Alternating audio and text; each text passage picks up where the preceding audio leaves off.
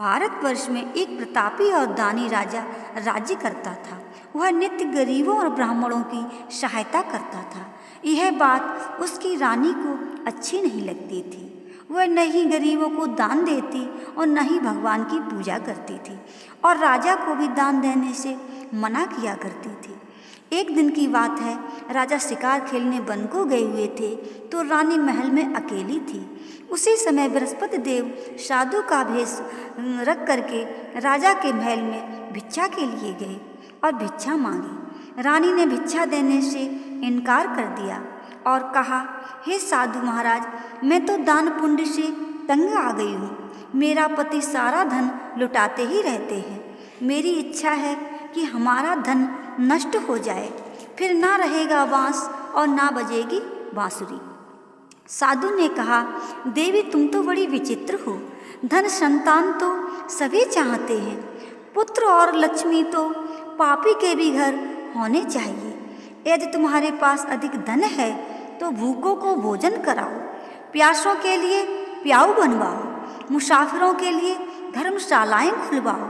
जो निर्धन अपनी कुंवारी कन्याओं का विवाह नहीं कर सकते हैं, उनका विवाह करा दो। ऐसे और कई काम हैं जिनके करने से तुम्हारा यश लोक परलोक में फैलेगा।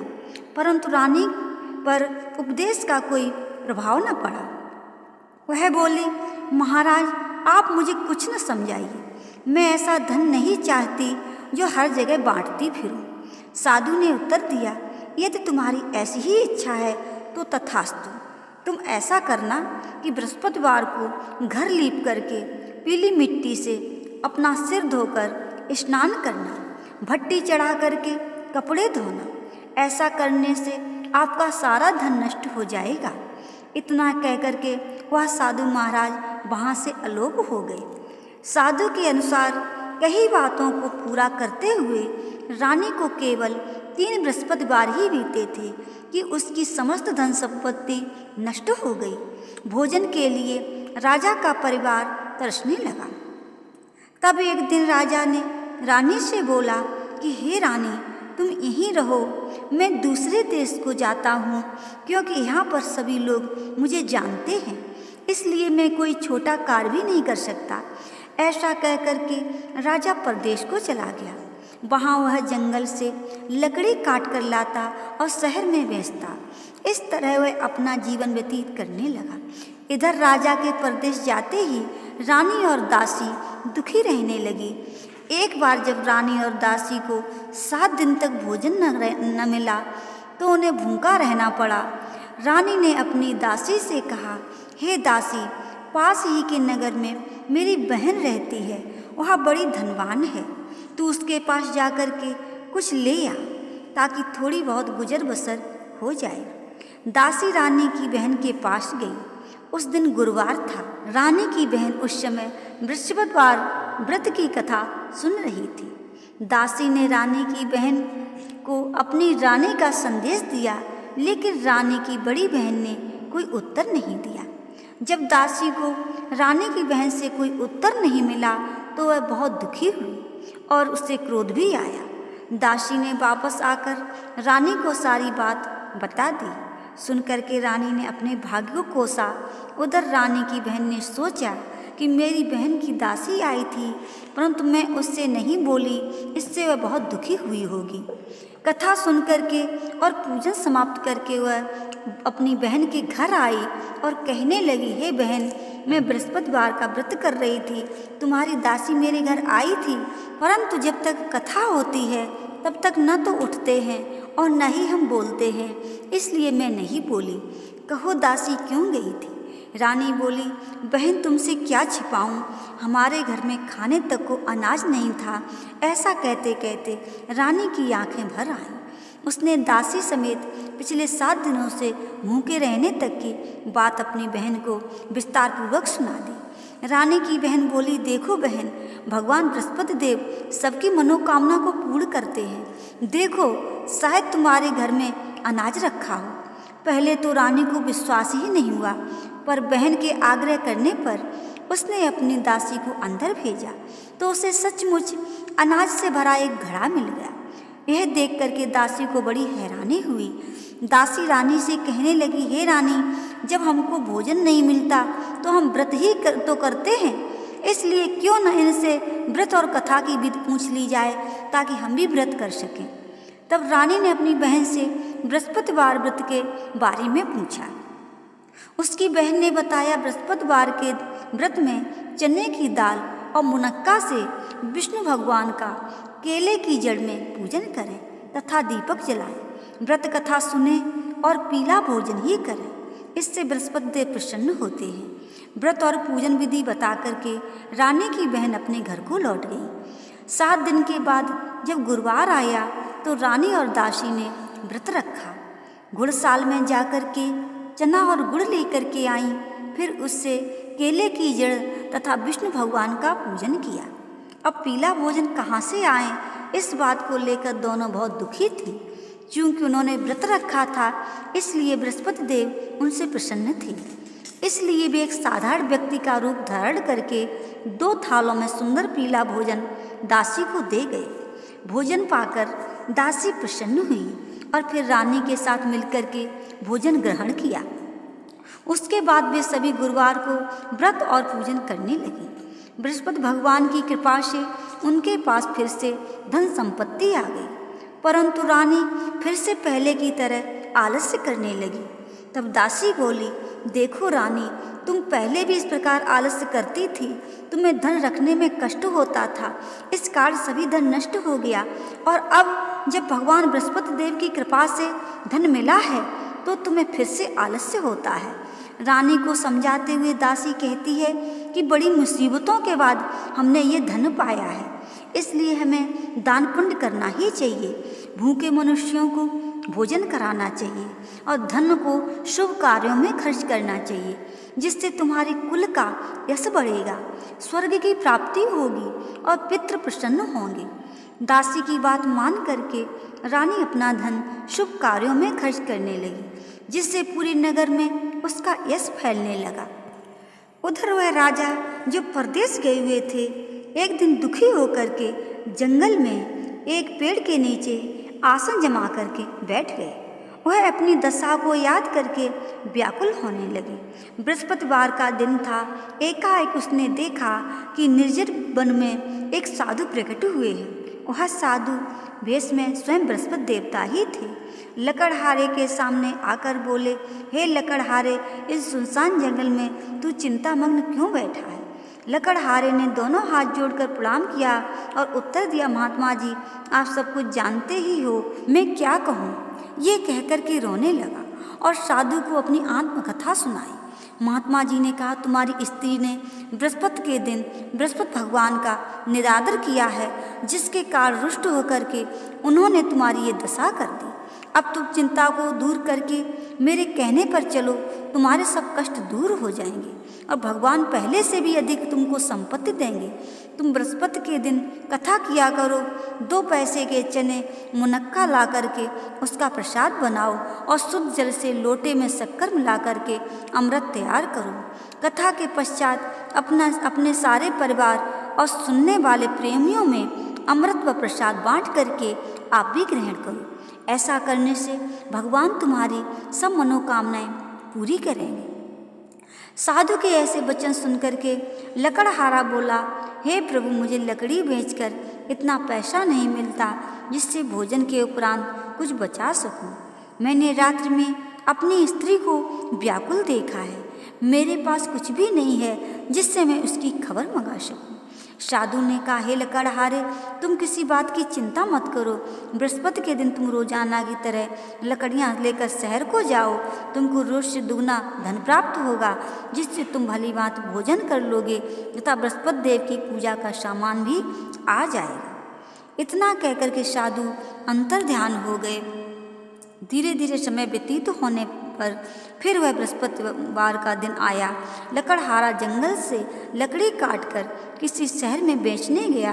उसे उस दिन और दिन से अधिक पैसा मिला। राजा ने चना गुड़ आदि लाकर गुरुवार का व्रत किया। उस दिन से उसके सभी क्लेश दूर हुए, परंतु जब दोबारा गुरुवार का दिन आया तो बृहस्पतिवार का व्रत करना वह भूल गया। इस कारण बृहस्पति देव भगवान नाराज हो गए। उस दिन उस नगर के राजा ने विशाल यज्ञ का आयोजन किया तथा शहर में ये घोषणा करा दी कि कोई भी मनुष्य अपने घर में भोजन न बनावे, न आग जलावे, समस्त जनता मेरे यहाँ भोजन करने आवे। इस आज्ञा को जो न मानेगा उसे फांसी की सजा दी जाएगी। इस तरह की घोषणा संपूर्ण नगर में करवा दी गई। राजा की आज्ञा अनुसार शहर के सभी लोग भोजन करने गए, लेकिन लकड़हारा कुछ देर से पहुंचा, इसलिए राजा उसको अपने साथ घर ले गए और ले जाकर के भोजन करा रहे थे तो रानी की दृष्टि उस खूंटी पर पड़ी जिस पर उसका हार लटका हुआ था। वह वहाँ पर दिखाई नहीं दिया। रानी ने निश्चय किया कि मेरा हार इस मनुष्य ने ही चुरा लिया है। उसी समय सिपाहियों को बुला करके उसको कारागार में डलवा दिया। जब लकड़हारा कारागार में पड़ गया और बहुत दुखी होकर विचार करने लगा कि न जाने कौन से पूर्व जन्म के कर्म से मुझे ये दुख प्राप्त हुआ है, और उसी साधु को याद करने लगा जो कि जंगल में मिला था।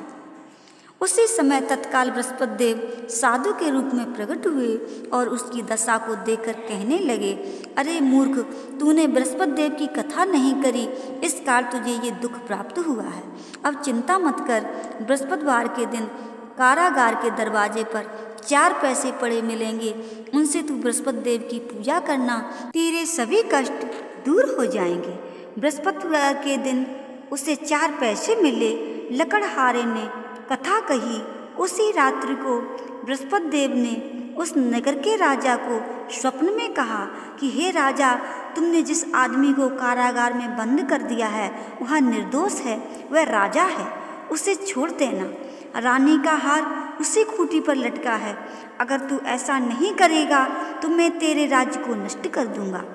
इस तरह रात्रि के स्वप्न को देख करके राजा प्रातः काल लौटा और खूंटी पर हार देख करके लकड़हारे को बुला करके क्षमा मांगी तथा लकड़हारे को योग्य सुंदर वस्त्र आभूषण दे करके विदा कर दिया।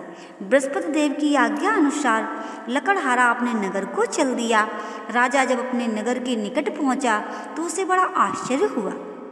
नगर में पहले से अधिक बाग, तालाब, कुएं तथा बहुत सी धर्मशाला, मंदिर आदि बन गई हैं। राजा ने पूछा, ये किसका बाग और धर्मशाला है? तब नगर के सब लोग कहने लगे, ये सब रानी और बांदी के हैं। तो राजा को आश्चर्य हुआ और गुस्सा भी आया।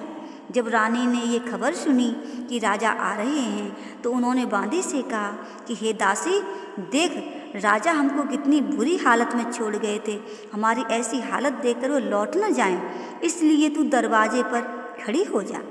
आज्ञा अनुसार दासी दरवाजे पर खड़ी हो गई। राजा आए तो उन्हें अपने साथ लिवा लाई।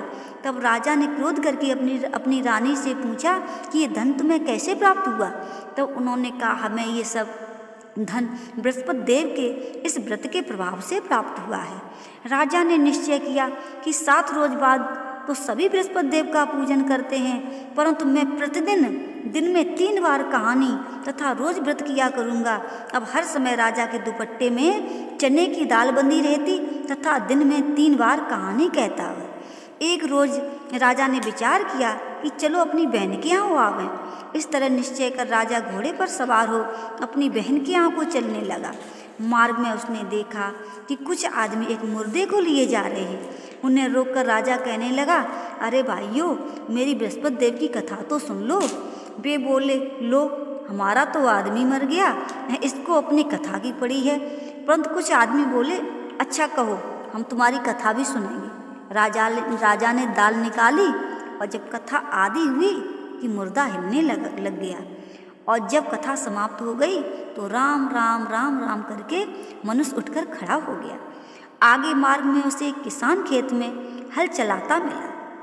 राजा ने उसे देख और उससे बोले, अरे भैया, तुम मेरी बृहस्पतिवार की कथा तो सुन लो। किसान बोला, जब तक मैं तेरी कथा सुनूंगा तब तक 4 हरैया जोत लूँगा। जा अपनी कथा किसी और को सुनाना। इस तरह राजा आगे चलने लगा। राजा के हटते ही बैल पछाड़ खाकर गिर गए तथा किसान के पेट में बड़ी जोर का दर्द होने लगा। उस समय उसकी माँ रोटी लेकर आई। उसने जब ये देखा तो अपने पुत्र से सब हाल पूछा और बेटे ने सभी हाल कह दिया।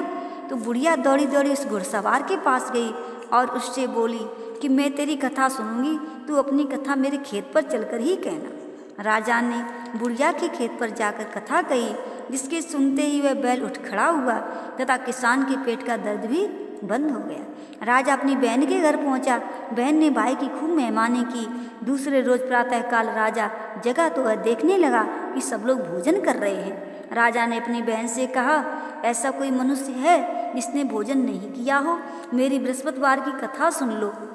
बहन बोली, ए भैया, ये देश ऐसा ही है कि पहले यहाँ लोग भोजन करते हैं, बाद में अन्य काम करते हैं। अगर कोई पड़ोसी में हो तो मैं देखा हूँ। वह ऐसा कहकर देखने चली गई, परंतु उसे कोई ऐसा व्यक्ति नहीं मिला जिसने भोजन ना किया हो। अतः वह एक कुम्हार के घर गई जिसका लड़का बीमार था। उसे मालूम हुआ कि उनके यहाँ 3 रोज से किसी ने भोजन नहीं किया है। रानी ने अपने भाई की कथा सुनने के लिए कुम्हार से कहा, तो वह तैयार हो गया। राजा ने जाकर के बृहस्पतिवार की कथा कही, जिसको सुनकर उसका लड़का ठीक हो गया। अब तो राजा की प्रशंसा होने लगी। एक रोज राजा ने अपनी बहन से कहा कि हे बहन, हम अपने घर को जाएंगे, तुम भी तैयार हो जाओ। राजा की बहन ने अपनी सास से कहा।